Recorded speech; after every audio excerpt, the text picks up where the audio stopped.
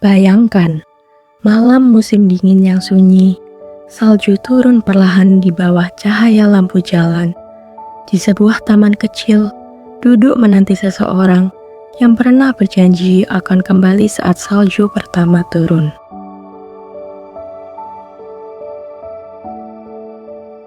Halo semuanya, selamat datang di Siniar Alternity episode 8.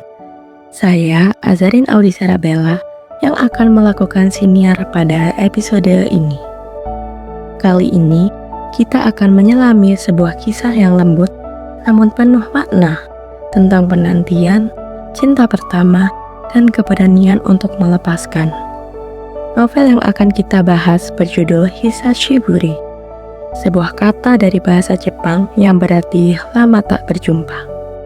Sebuah frasa sederhana tapi mengandung kerinduan mendalam, sama seperti isi ceritanya. Novel ini akan membawa kita menelusuri perasaan dua jiwa yang dipertemukan kembali oleh takdir. Jadi, siapkanlah hati kalian, karena kita akan berbicara tentang cinta yang tidak selalu harus dimiliki, tetapi selalu layak untuk dikenang.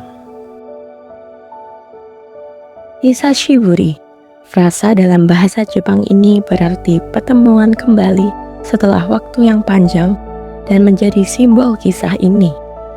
Pertemuan dua hati yang sempat terpisah oleh jarak, waktu, dan penyesalan. Kisah ini berpusat pada dua tokoh yang sama-sama menanti cinta.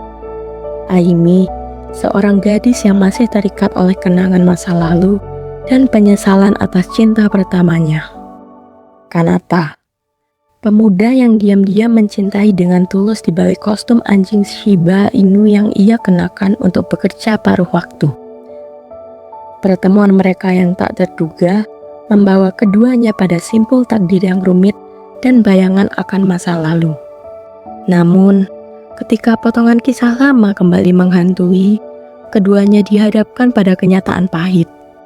Kadang, cinta bukan tentang siapa yang datang lebih dulu, tetapi siapa yang tetap tinggal.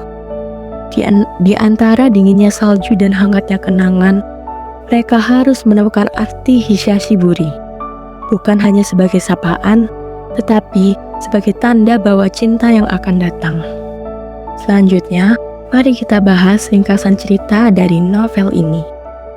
Novel ini menggambarkan perjalanan perasaan Aimi, seorang gadis yang masih menunggu seseorang dari masa lalunya.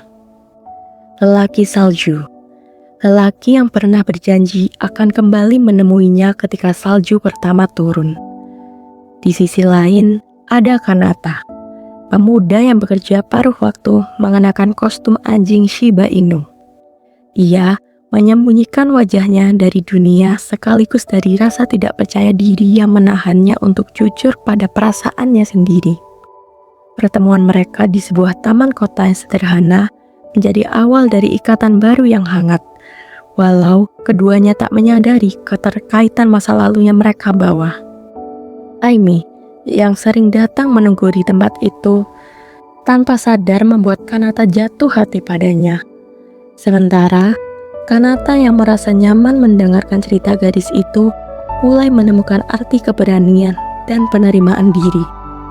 Namun, segalanya menjadi rumit ketika Jun, sahabat sekaligus teman sekamar Kanata, ternyata adalah lelaki dari masa lalu Aimi yang dulu ia tunggu dengan penuh harapan.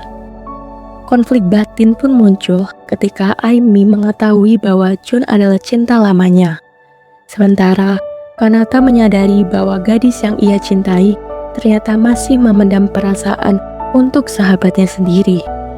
Di sini, ketulusan dan kejujuran diuji. Apakah cinta harus dimiliki atau justru dilepaskan?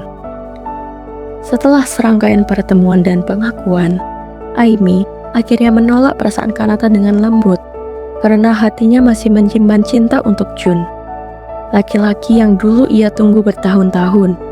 Meski sakit, Kanata menerima keputusan itu dengan tulus. Ia memilih untuk tetap menyimpan kenangan tentang gadis itu sebagai sesuatu yang indah, bukanlah luka. Sementara itu, Aimi berusaha membangun kembali hubungannya dengan Jun, berharap bisa memahami dan mungkin memperbaiki apa yang telah rusak. Namun Jun mengungkapkan bahwa hatinya sudah tidak lagi mampu mencintai seperti dulu.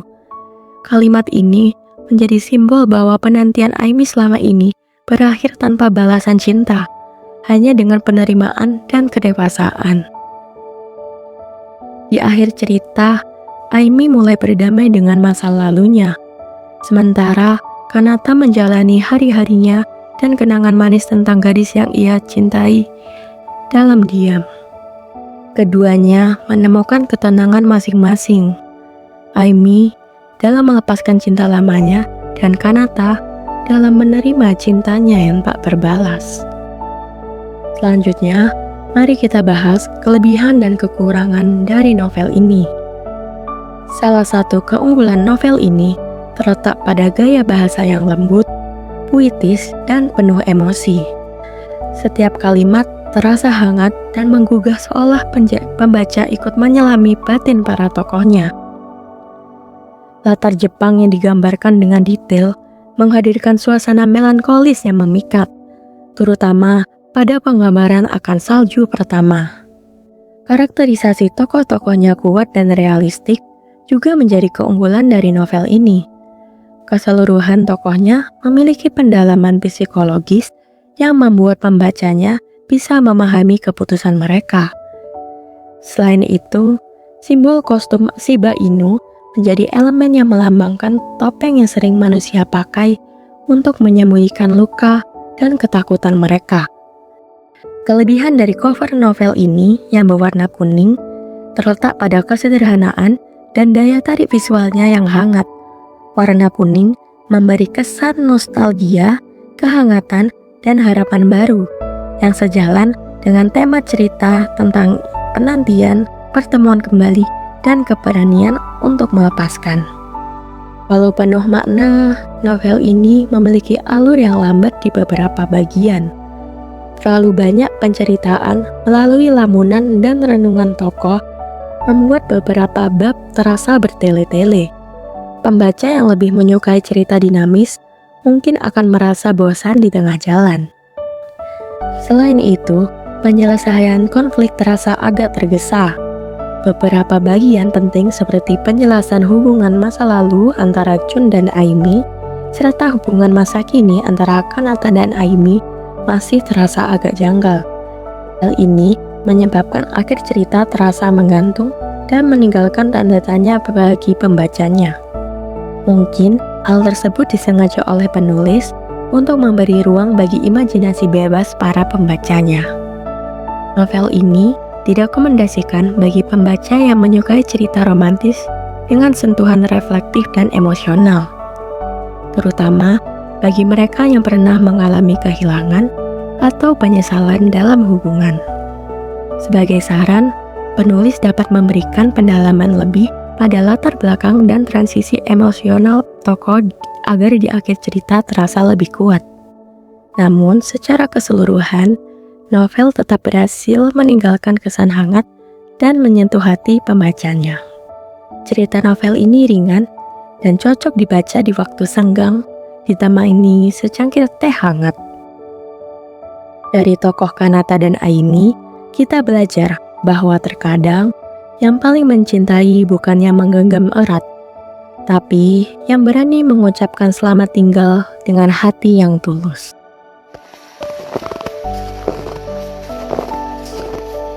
Sekian siniar pada episode kali ini. Terima kasih sudah menemani saya membahas kisah yang tenang namun bergejolak di dalam. Hisashiburi. Saya Azrin Audi Sarabella, pamit undur diri. Ingatlah, beberapa pertemuan mungkin hanya sementara. Maknanya bisa selamanya.